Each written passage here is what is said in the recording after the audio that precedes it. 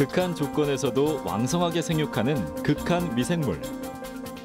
이 극한 미생물이 새로운 과학을 열고 있습니다.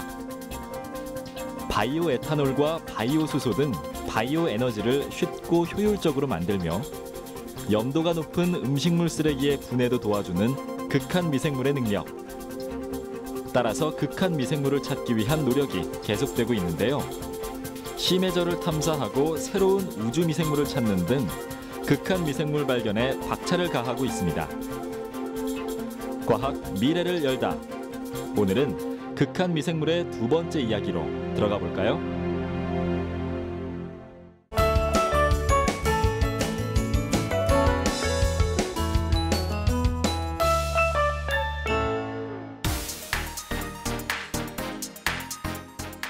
안녕하세요. 과학 미래를 열다 이한승입니다.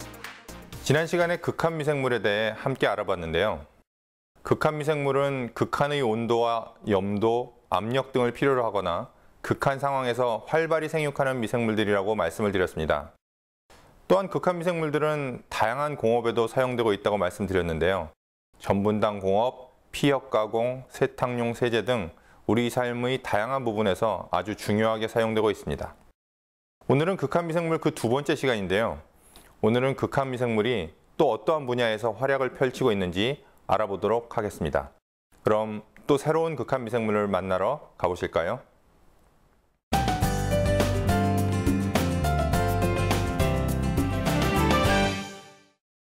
현재 극한 미생물이 가장 주목을 받는 분야는 바이오 에너지 분야입니다.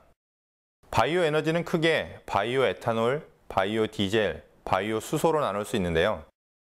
알코올인 바이오 에탄올을 만드는 과정은 우리가 술을 만드는 발효 과정과 크게 다르지 않기 때문에 이미 상업적인 생산에 들어갔습니다. 브라질과 미국 두 나라의 바이오 에탄올 생산량이 2010년 기준으로 전 세계 바이오 에탄올 생산량의 81%를 상회하고 있는 실정입니다. 하지만 현재 바이오 에탄올 생산 원료가 식품인 옥수수나 설탕의 원료인 사탕수수이기 때문에 바이오 에탄올의 생산은 전 세계 식량 가격 상승 등 여러 가지 경제적 문제를 야기하기도 합니다. 때문에 식량 자원이 아닌 바이오매스 자원을 이용하여 바이오 에탄올을 생산하는 것이 가장 큰 이슈인데요. 식량 자원이 아니면서 값이 싼 바이오매스로는 난분해성 셀룰로스나 해조류의 다당류 등이 있습니다. 하지만 이러한 셀룰로스나 해조류의 다당류는 그 구조가 단단하고 분해 과정이 복잡하여 전처리 과정과 효소로 당화시키는데 비용과 시간이 많이 드는 것이 가장 큰 문제입니다. 게다가 일반 미생물에 의해서도 잘 분해도 되지 않기 때문에 고온에서 이들을 좀 더 손쉽게 분해하는 극한 미생물들을 탐색하고 있는 중입니다. 그런 의미에서 새로운 가능성이 얼마 전 발견되었는데요.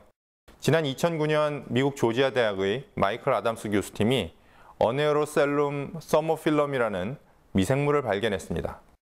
현재 이름은 카디오셀룰로스트럽터 베시아인데요.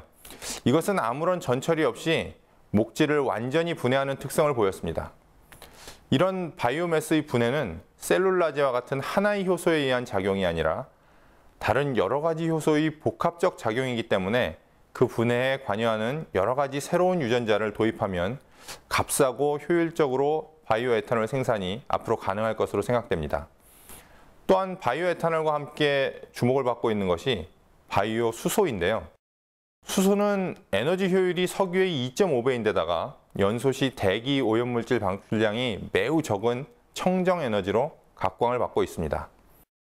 최근에는 미생물로 수소를 생산하는 바이오 수소 생산 기술도 극한 미생물을 이용하여 진행되고 있는데요.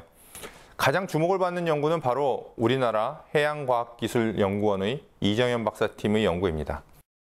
이들은 2002년 온누리호라는 탐사선을 타고 서태평양 파푸아 뉴기니 인근의 수심 1650m 속 심해 열수구에서 서모코커스 온누리네우스 NA1이라는 초고온성 미생물을 발견하였습니다.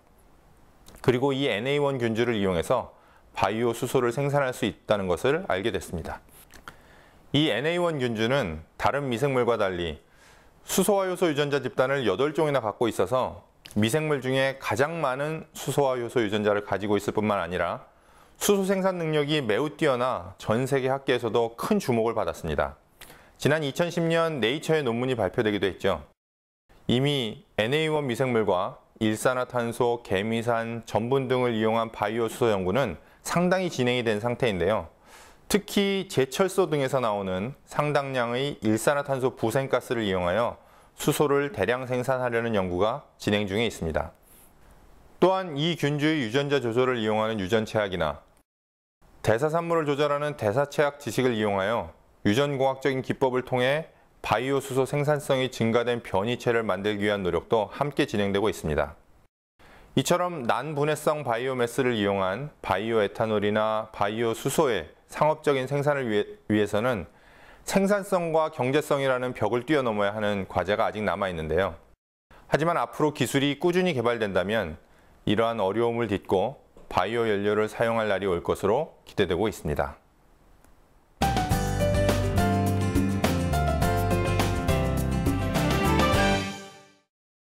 앞서 국내 연구진이 발견한 바이오 수소 생산균은 심해 열수구에서 분리한 균이라고 말씀드렸는데요. 마그마가 분출되는 바닷속의 화산지대를 심해 열수구라고 합니다.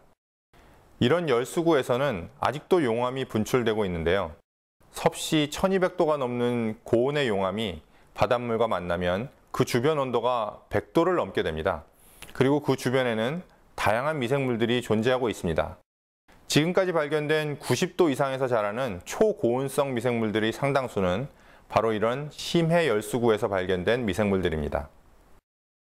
심해 열수구는 온도만 높은 것이 아니라 빛도 전혀 들어오지 못하고 압력도 매우 높기 때문에 극한 미생물 및 극한 생물체의 보고라고 하지 않을 수 없습니다.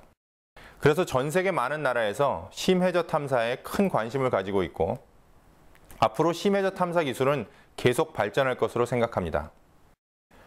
영화를 좋아하시는 분들은 제임스 카메론 감독을 잘 아실 텐데요. 영화 터미네이터, 타이타닉, 아바타의 감독이죠. 그런데 이 제임스 카메론 감독이 지난 2012년 3월 26일 인류 역사에 기념비적인 기록을 하나 남겼습니다. 혼자서 지구상의 가장 깊은 바다에 유인 잠수정을 타고 내려가서 탐사에 성공한 이른바 심해도전 프로젝트였죠. 지구상의 가장 깊은 바다는 북태평양 괌 인근 마리아나 해구의 챌린저 딥이라고 부르는 곳입니다.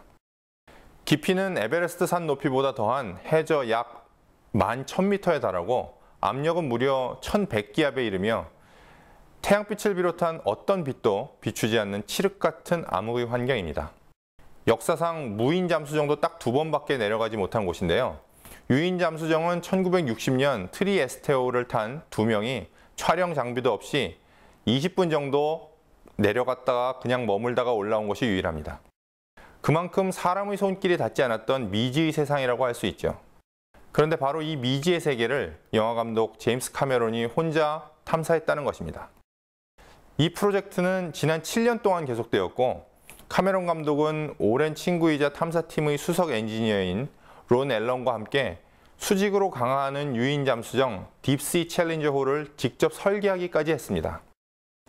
게다가 위험을 무릅쓰고 자신이 실제로 조정관을 잡고 3시간이 넘게 심연의 바닥에서 다양한 생물과 지구 환경을 3D 카메라로 촬영하였다고 합니다. 게다가 제임스 카메론의 탐사팀은 미국 스크립스 해양연구소, 크레이크 벤터 연구소, 일본 와카야마 대학 등 세계 유수의 과학자들과 함께 심해 생태계와 해저 생물과 극한 미생물의 다양성에 관한 연구를 함께 진행하고 있는데요. 이미 몇몇 국제학회에선 심해저 속의 미생물 다양성에 관한 연구 결과들이 발표되기도 했습니다. 이러한 심해저 탐사 소식은 중국을 비롯한 세계 여러 나라에서 심해저 탐사 연구를 촉발시켰는데요. 특히 중국은 2011년 7월에 자체 개발한 유인 잠수정 자오룽호를 만들어서 수심 5,000m 탐사에 성공했습니다. 그리고 2012년 6월에는 해저 7,000m까지 탐사에 성공하기도 했죠. 해저 7,000m면 일부의 아주 깊은 해구를 제외하고는 사실상 거의 모든 심해저 탐사가 가능한 수준입니다. 우리나라는 심해 무인 잠수정인 해미래호로 6,000m 해저 탐사 능력을 보유하고 있긴 하지만 유인 잠수정은 아직 없는 상태이고 심해저 탐사에 대한 연구도 그리 활성화되지 못하고 있는 실정입니다. 인간의 발이 닿지 않은 땅은 거의 없지만 인간의 손길이 닿지 않은 바다는 아직도 무궁무진한데 이러한 심해 탐사는 해저 광물 자원뿐만 아니라 해저 생태계 그리고 심해저 속의 다양한 극한 미생물을 발견해도 큰 도움을 줄 수 있을 것으로 생각됩니다. 이런 다양한 극한 미생물의 탐색을 통해 생명공학 분야와 정밀화학 분야가 더욱 발전하길 기대해 봅니다.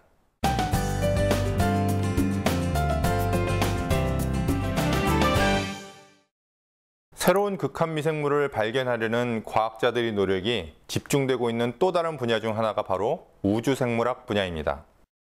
우주생물학은 지구 밖 생명체의 기원, 진화, 생물 분포 등을 연구하는 분야인데요. 아마 과학 뉴스에 관심이 있으신 분들은 지난 2010년 12월 미국 항공우주국 나사에서 외계 생명체와 관련된 발표를 한다고 해서 전 세계적인 소동이 벌어졌던 것을 기억하실지도 모르겠습니다. 하지만 결국 나사의 발표를 듣고 보니 우주 생명체에 대한 발표가 아니라 독성 물질인 비소를 DNA에 갖고 있는 미생물 GFAJ1을 찾았다는 발표였는데요. DNA는 당, 인산, 염기로 구성되어 있는데 이 미생물의 DNA에는 인산 대신 같은 족 원소인 독성 물질 비소를 가지고 있다는 것이었죠. 따라서 우리가 지금까지 알고 있는 유전 물질과 전혀 다른 유전 물질이 존재할 수도 있을지 모른다는 가능성을 제시한 것인데요. 이 균주는 미국 캘리포니아의 모놀레이크라고 하는 염호에서 발견된 호염성 세균이었습니다. 하지만 나중에 밝혀지기로는 이 균주는 비소가 많은 환경에서 적응한 것일 가능성이 높고 실제로는 DNA에 비소를 갖고 있지는 않은 것으로 보인다고 해서 아직까지도 논쟁 중입니다. 그런데 왜 미국 항공우주국 나사는 이런 극한 미생물들을 찾고 있는 것일까요?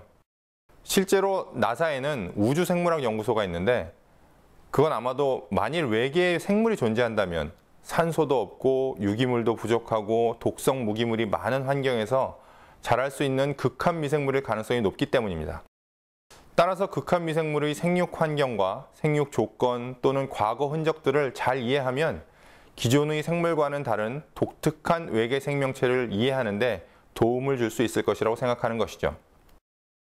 때문에 우주생물학자들은 지구상의 외계의 환경과 비슷한 조건을 가진 곳들을 찾아다니면서 그런 곳에서 사는 극한 미생물들을 탐색하기도 하는데요. 가장 대표적인 곳들이 화산지대가 많은 미국의 옐로우스톤 국립공원이나 오스트레일리아 서부 샤크만의 스트로마톨라이트 카리니치 국립공원과 같은 곳들입니다. 물론 아직까지 외계 생물체가 살고 있다는 직접적인 증거는 전혀 발견되지 않았고 생물체가 살기 위한 근본적인 조건인 물의 존재도 논란이 많은 상태인데요. 때문에 실제로 들어가는 비용에 비해 결과물이 부족하다는 비판을 받기도 하는 분야가 바로 우주생물학 분야입니다. 그래서 그만큼 우주생물학 분야는 어렵고 힘든 분야이기도 합니다만 외계 생명체를 찾기 위한 노력은 앞으로도 계속될 것이고 때문에 극한 미생물과 관련된 우주생물학 연구는 계속 진행될 것입니다. 그러다 언젠가 외계 생명체를 발견하는 엄청난 일이 벌어질지도 모르죠.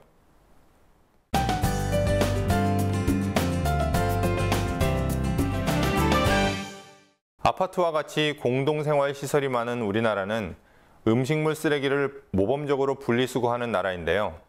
이렇게 분리수거된 음식물 쓰레기는 재활용하여 퇴비나 사료나 에너지 등을 만드는 데 사용하고 있습니다. 하지만 최근 실제로는 상당량의 음식물 쓰레기가 소각되고 있다는 보도가 있었는데요.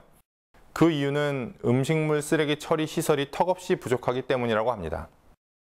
음식물 쓰레기는 수거 후 파쇄, 탈수, 건조 또는 발효를 통해서 퇴비, 사료, 연료 등으로 재활용하는데요. 사실 우리나라 음식물 쓰레기를 미생물을 이용하여 분해하는 것은 생각보다 쉽지 않습니다. 왜냐하면 우리나라의 식품들은 염분 함량이 높아서 음식물 쓰레기에도 염분의 농도가 매우 높기 때문입니다. 그래서 일반 미생물로 음식물 쓰레기를 발효해서 분해하는 효율이 상당히 낮은 것이 큰 문제인데요. 하지만 극한 미생물 중에는 염전이나 이스라엘 사회와 같은 거의 포화 농도에 가까운 염분 속에서도 생육하는 호염성 극한 미생물이 있기 때문에 이러한 호염성 극한 미생물을 이용하여 발효하면 염도가 높은 음식물 쓰레기를 분해하는 것이 가능합니다. 최근 호염성 극한 미생물은 젓갈과 같은 고염도 식품에도 상당수 존재하고 있는 것으로 밝혀지고 있는데요. 이러한 호염성 미생물들이 단백질 분해 요소인 프로테아제나 전분질 분해 요소인 아밀라제 등을 분비하여 젓갈이나 가자미 식혜 등의 발효에 중요한 역할을 하는 것으로도 알려져 있습니다. 때문에 이러한 호염성 효소들을 분비하는 미생물로 음식물 쓰레기를 처리하면 분해 효율을 높이고 궁극적으로는 환경 파괴를 막고 지구 온난화를 예방할 수 있겠죠. 하지만 극한 미생물들이 꼭 좋은 일만 하는 것은 아닙니다. 특히 동물의 위장관 속에 존재하는 메탄 생성균은 온실가스 생산의 주범으로 알려져 있는데요.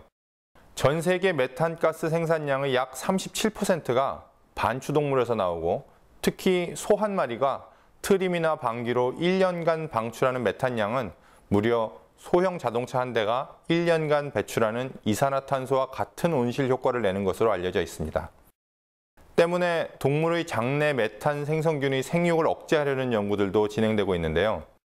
이를 위해서는 메탄 생성균의 생리적 특성을 잘 알아야 하기 때문에 동물 장내 메탄 생성균에 대한 연구도 최근 큰 주목을 받으면서 진행되고 있습니다.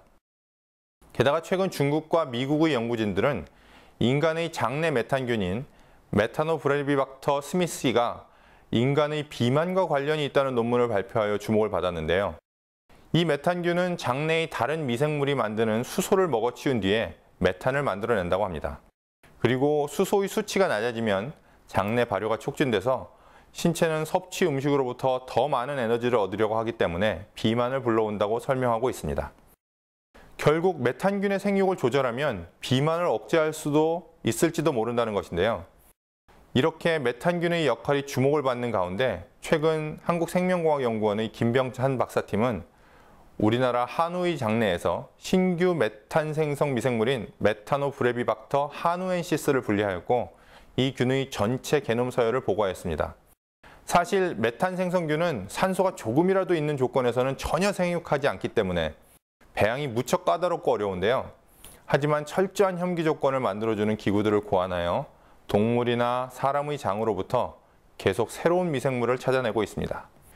그리고 이렇게 분리된 장내 메탄 생성균의 생육 특성을 탐색함으로써 메탄균의 생육을 저해할 수 있는 물질을 탐색하고 있죠.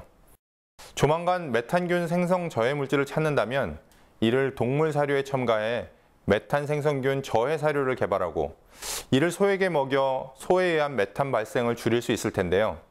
이것은 곧 온실가스 생산량을 줄여서 지구 온난화 예방을 할 수 있을 것으로 기대하고 있습니다.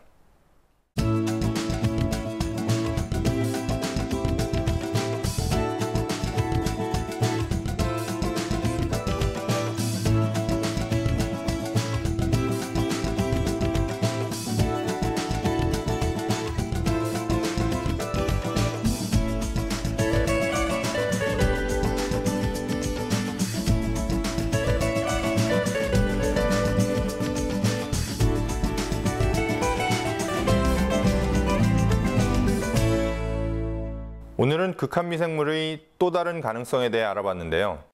바이오 수소 생산부터 지구 온난화를 예방하는 데까지 이렇게 다양하게 사용될 만큼 앞으로 극한 미생물은 우리에게 새로운 과학을 선물할 것으로 보입니다.